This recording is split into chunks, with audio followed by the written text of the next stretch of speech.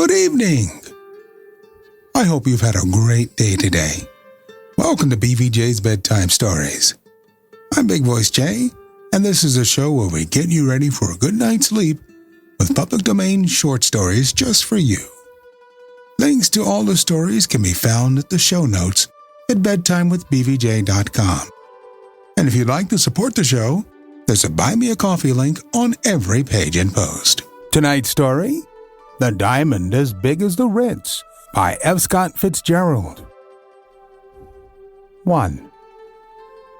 John T. Unger came from a family that had been well known in Hades, a small town on the Mississippi River, for several generations. John's father had held the amateur golf championship through many a heated contest. Mrs. Unger was known from hot box to hot bed, as the local phrase went, for her political addresses. And young John T. Unger, who had just turned 16, had danced all the latest dances from New York before he put on long trousers. And now, for a certain time, he was to be away from home. That respect for a New England education, which is the bane of all provincial places, which drains them yearly of their most promising young men, had seized upon his parents.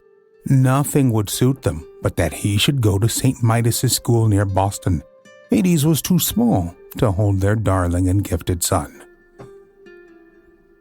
Now, in Hades, as you know if you have ever been there, the names of the more fashionable preparatory schools and colleges mean very little. The inhabitants have been so long out of the world that, though they make a show of keeping up to date in dress and manners and literature, they depend to a great extent on hearsay, and a function that in Hades would be considered elaborate would be doubtless hailed by a Chicago beef princess as perhaps a little tacky. John T. Unger was on the eve of departure. Mrs. Unger, with material fatuity, packed his trunks full of linen suits and electric fans, and Mr. Unger presented his son with an asbestos pocketbook stuffed with money. "Remember, you are always welcome here," he said. "You can be sure, boy, that we'll keep the home fires burning." "I know," answered John huskily. "Don't forget who you are and where you come from," continued his father proudly. "And you can do nothing to harm you. You are an Unger from Hades." So the old man and the young shook hands, and John walked away with tears streaming from his eyes. 10 minutes later, he had passed outside the city limits, and he stopped to glance back for the last time. Over the gates, the old-fashioned Victorian motto seemed strangely attractive to him. His father had tried time and time again to have it changed to something with just a little more push and verve about it, such as "Hades, your opportunity," or else a plain "Welcome" sign set over a hearty handshake, pricked out in electric lights. The old motto was a little depressing, Mr. Unger had thought. But now... So John took his look and then set his face resolutely towards his destination. And as he turned away, the lights of Hades against the sky seemed full of a warm and passionate beauty. St. Midas's school is half an hour from Boston in a Rolls-Pierce motor car. The actual distance will never be known, for no one except John T. Unger had ever arrived there save in a Rolls-Pierce, and probably no one ever will again. St. Midas's is one of the most expensive and the most exclusive boys' preparatory school in the world. John's first 2 years there passed pleasantly. The fathers of all the boys were money kings, and John spent his summer visiting at fashionable resorts. While he was very fond of all the boys he visited, their fathers struck him as being much of a piece, and in his boyish way, he often wondered at their exceeding sameness. When he told them where his home was, they would ask jovially, "Pretty hot down there?" And John would muster a faint smile and answer, "It certainly is." His response would have been heartier had they not all made this joke, at best varying with, "Is it hot enough for you down there?" which he hated just as much. In the middle of his second year at school, a quiet, handsome boy named Percy Washington had been put in John's form.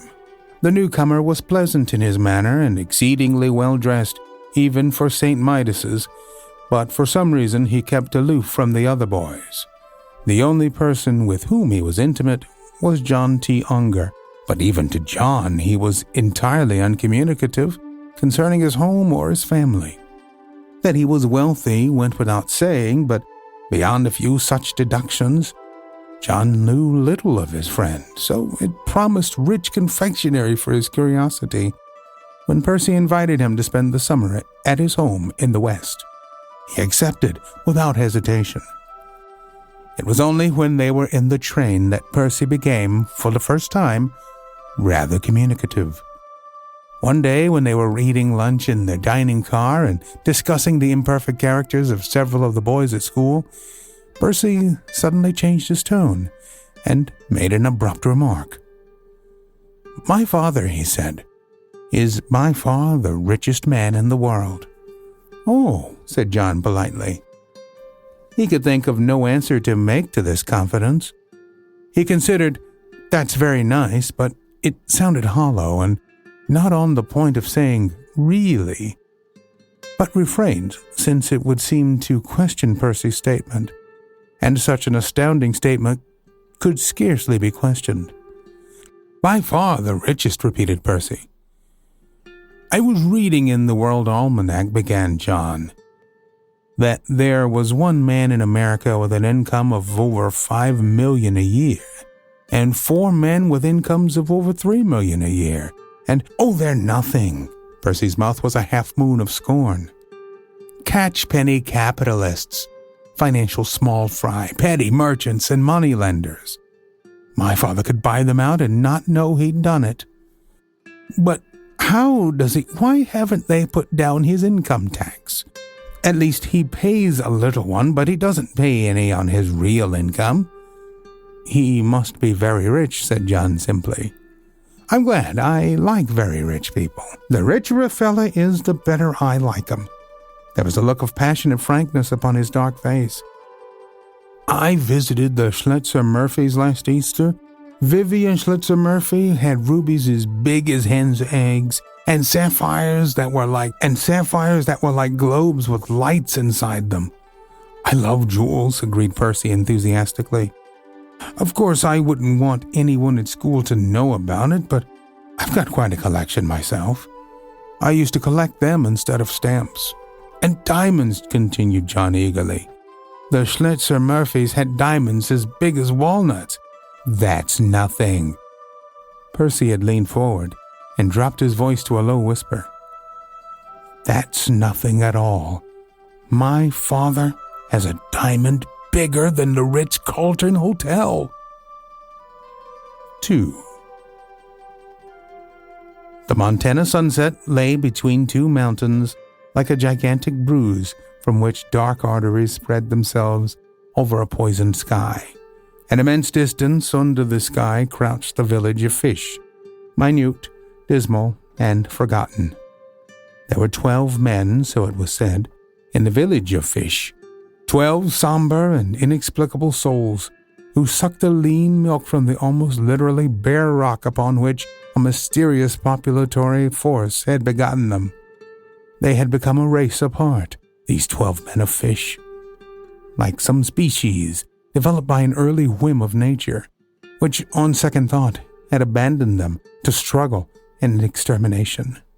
Out of the blue-black bruise in the distance crept a long line of moving lights upon the desolation of the land, and the 12 men of Fish gathered like ghosts at the shanty depot to watch the passing of the 7 o'clock train, the Transcontinental Express from Chicago. 6 times or so a year, the Transcontinental Express, through some inconceivable jurisdiction, stopped at the village of Fish, and when this occurred, a figure or so would disembark, mount into a buggy that always appeared from out of the dusk, and drive off toward the bruised sunset. The observation of this pointless and preposterous phenomenon had become a sort of cult among the men of Fish.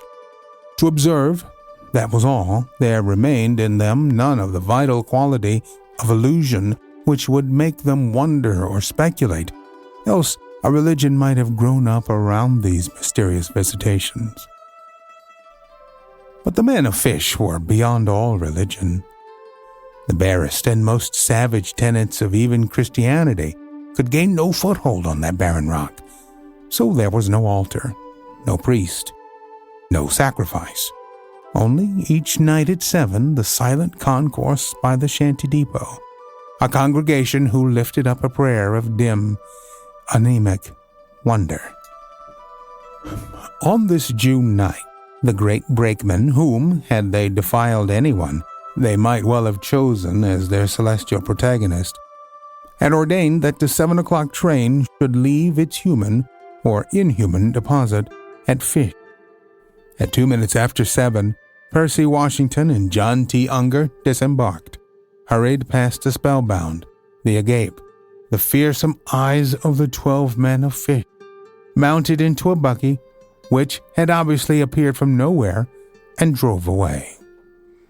After half an hour, when the twilight had coagulated into dark, the silent man who was driving the buggy hailed an opaque body somewhere ahead of them in the gloom.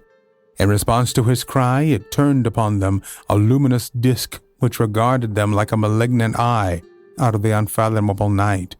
As they came closer, John saw that it was the tail light of an immense automobile, larger and more magnificent than any he had ever seen. Its body was of gleaming metal, richer than nickel and lighter than silver, and the hubs of the wheels were studded with iridescent geometric figures of green and yellow. John did not dare to guess whether they were glass or jewel.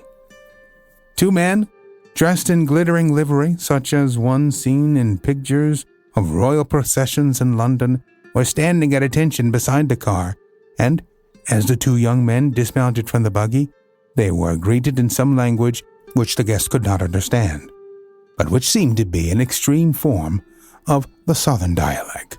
"Get in," said Percy to his friend, as their trunks were tossed to the ebony roof of the limousine. "Sorry we had to bring you this far in that buggy, but of course it wouldn't do for the people on the train or those godforsaken fellas in Fish to see this automobile." "Gosh, what a car!" This ejaculation was provoked by its interior. John saw that the upholstery consisted of 1,000 minute and exquisite tapestries of silk, woven with jewels and embroideries, and set upon a background of cloth of gold. The 2 armchair seats in which the boys luxuriated were covered with stuff that resembled duvetton, but seemed woven in numberless colors of the ends of ostrich feathers. "What a car!" cried John, in amazement. "This thing?" Percy laughed. "Why, it's just an old junk we use for a station wagon." By this time they were gliding along through the darkness toward the break between the 2 mountains. "We'll be there in an hour and a half," said Percy, looking at the clock. "I may as well tell you, it's not going to be like anything you ever saw before." If the car was any indication of what John would see, he was prepared to be astonished indeed. The simple piety prevalent in Hades has the earnest worship of and respect for riches as the first article of its creed. Had John felt otherwise than radiantly humble before them, his parents would have turned away in horror at the blasphemy. They had now reached and were entering the break between the 2 mountains, and almost immediately the way became much rougher. "If the moon shone down here, you'd see that we're in a big gulch," said Percy, trying to peer out of the window. He spoke a few words into the mouthpiece, and immediately the footman turned on a searchlight and swept the hillsides with an immense beam. "Rocky, you see. An ordinary car would be knocked to pieces in half an hour. In fact, it'd take a tank to navigate it unless you knew the way. You notice that we're going uphill now." They were obviously ascending, and within a few minutes, the car was crossing a high-rise, where they caught a glimpse of a pale moon newly risen in the distance. The car stopped suddenly, and several figures took shape out of the dark beside it. Again, the two young men were saluted in the same dimly recognizable dialect. Then the gentleman went to work, and 4 immense cables dangling from overhead were attached with hooks to the hubs of the great jeweled wheels. At a resounding "Hey-ah!" John felt the car being lifted slowly from the ground, up and up, clear of the tallest rocks on both sides, then higher until he could see a wavy, moonlit valley stretched out before him in sharp contrast to the quagmire of rocks that they had just left. Only on one side was there still rock, and then suddenly there was no rock beside them or anywhere round. It was apparent that they had surmounted some immense knife blade of stone, projecting perpendicularly into the air. In a moment they were going down again, and finally, with a soft bump, they were landed upon the smooth earth. "The worst is over," said Percy, squinting out the window. "It's only 5 miles from here, and our own road, tapestry brick, all the way. This belongs to us. This is where the United States ends, Father says." "Are we in Canada?" "We're not. We're in the middle of the Montana Rockies. But you are now on the only 5 square miles of land in the country that's never been surveyed. Why hasn't it? Did they forget it?" "No," said Percy, grinning. "They tried to do it 3 times. The first time my grandfather corrupted a whole department of the state survey. The second time he had the official maps of the United States tinkered with. That held them for 15 years. The last time was hard. My father fixed it so that their compasses were in the strongest magnetic field ever artificially set up. He had a whole set of surveying instruments made with a slight defection that would allow for this territory not to appear, and he substituted them for the ones that were to be used. Then he had a river deflected, and he had what looked like a village up on its banks, so that they'd see it and think it was a town 10 miles farther up the valley. There's only one thing my father's afraid of," he concluded. "Only one thing in the world that could be used to find us out." "What's that?" Percy sank his voice to a whisper. "Aeroplanes," he breathed. "We've got 6 anti-aircraft guns, and we've arranged it so far, but there's been a few deaths and a great many prisoners. Not that we mind that, you know, Father and I, but it upsets Mother and the girls, and there's always the chance that sometime we won't be able to arrange it." Shreds and tatters of chinchilla, courtesy clouds in the green moon's heaven, were passing the green moon like precious Eastern stuffs paraded for the inspection of some Tartar Khan. It seemed to John that it was day, and he was looking at some lads sailing above him in the air, showering down tracts and patent medicine circulars, with their messages of hope for despairing, rock-bound hamlets. It seemed to him that he could see them look down out of the clouds and stare at whatever there was to stare at in this place where he was bound. What then? Were they induced to land by some insidious device, to be immured far from patent medicines and from tracts until the judgment day? Or, should they fail to fall into the trap, did a quick puff of smoke and the sharp round of a splitting shell bring them drooping to earth and upset Percy's mother and sisters?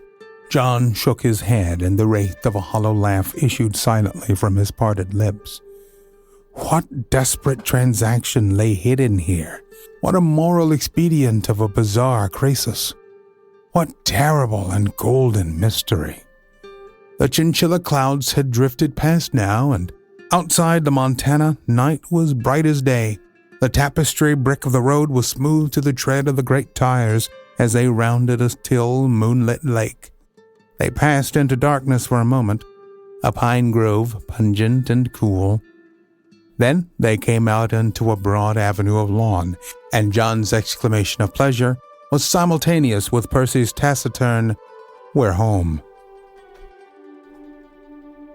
Full in the light of the stars, an exquisite chateau rose from the borders of the lake, climbed in marble radiance half the height of an adjoining mountain, then melted in grace in perfect symmetry, in translucent feminine languor, into the massed darkness of a forest of pine. The many towers, the slender tracery of the sloping parapets, the chiseled wonder of 1,000 yellow windows with their oblongs and hectagons and triangles of golden light, the shattered softness of the intersecting planes of starshine and blue shade, all trembled on John's spirit like a chord of music. On one of the towers, the tallest, the blackest at its base, an arrangement of exterior lights at the top made a sort of floating fairyland. And as John gazed up in warm enchantment, the faint achikari sound of violins drifted down in a rococo harmony that was like nothing he had ever heard before.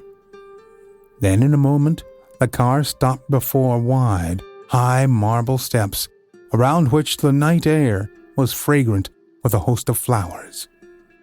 At the top of the steps, 2 great doors swung silently open, and amber light flooded out upon the darkness, silhouetting the figure of an exquisite lady with black, high-piled hair, who held out her arms toward them. "Mother," Percy was saying, "this is my friend, John Unger, from Hades." Afterward, John remembered that first night as a daze of many colors, of quick sensory impressions, of music soft as a voice in love, and of the beauty of things, lights, shadows, motions, and faces. There was a white-haired man who stood drinking a many-hued cordial from a crystal thimble set on a golden stem. There was a girl with a flowery face, dressed like Titania with braided sapphires in her hair. There was a room where the solid, soft gold of the walls yielded to the pressure of his hand, and a room that was like a Platonic conception of the ultimate prison. Ceiling, floor, and all, it was lined with an unbroken mass of diamonds, diamonds of every size and shape, until, lit with tall violet lamps in the corners, it dazzled the eyes with a whiteness that could be compared only with itself, beyond human wish or dream. Through a maze of these rooms, the 2 boys wandered. Sometimes the floor under their feet would flame in brilliant patterns from lighting below, patterns of barbaric clashing colors, of pastel delicacy, of sheer whiteness, or of subtle and intricate mosaic, surely from some mosque on the Adriatic Sea. Sometimes beneath layers of thick crystal he would see blue or green water swirling, inhabited by vivid fish and growths of rainbow foliage. Then they would be treading on furs of every texture and color, or along corridors of palest ivory, unbroken as though carved complete from the gigantic tusks of dinosaurs extinct before the age of man. Then a hazily remembered transition, and they were at dinner, where each plate was of 2 almost imperceptible layers of solid diamond. Between each was curiously worked a filigree of emerald design, a shaving sliced from green air. Music, plangent and unobtrusive, drifted down through far corridors. His chair, feathered and curved insidiously to his back, seemed to engulf and overpower him as he drank his first glass of port. He tried drowsily to answer a question that had been asked him, but the honeyed luxury that clasped his body added to the illusion of sleep. Jewels, fabrics, wines, and metals blurred before his eyes into a sweet mist. "Yes," he replied with a polite effort. "It certainly is hot enough for me down there." He managed to add a ghostly laugh, then, without movement, without resistance, he seemed to float off and away, leaving an iced dessert that was pink as a dream. He fell asleep. When he awoke, he knew that several hours had passed. He was in a great quiet room with ebony walls and a dull illumination that was too faint, too subtle, to be called a light. His young host was standing over him. "You fell asleep at dinner," Percy was saying. "I nearly did too. It was such a treat to be comfortable again after this year of school. Servants undressed and bathed you while you were sleeping." Is this a bed or a cloud? Sighed John. Percy, before you go, I want to apologize. For what? For doubting you when you said you had a diamond as big as the Ritz-Carlton Hotel. Percy smiled. I thought you didn't believe me. It's that mountain, you know. What mountain? The mountain the chateau rests on. It's not very big for a mountain, but except about 50 feet of sod and gravel on top, it's solid diamond. 1 diamond, 1 cubic mile, without a flaw. Aren't you listening? Say, but John T. Unger had again fallen asleep. We'll continue this story on our next episode. I want to remind you that we're always on the hunt for great stories like this to feature on the show. Send your suggestions to bigvoicej@gmail.com. We've got a YouTube channel full of stories from the show. Go to tiny.cc/BVJ Bedtime. Don't forget to leave us a review on Apple Podcasts. It helps to spread the word that we're putting people to sleep every single night. And if you'd like to support the show, there's a Buy Me a Coffee link on every page and post. Thank you so much for listening. Good night. Diamond Club hopes you have enjoyed this program.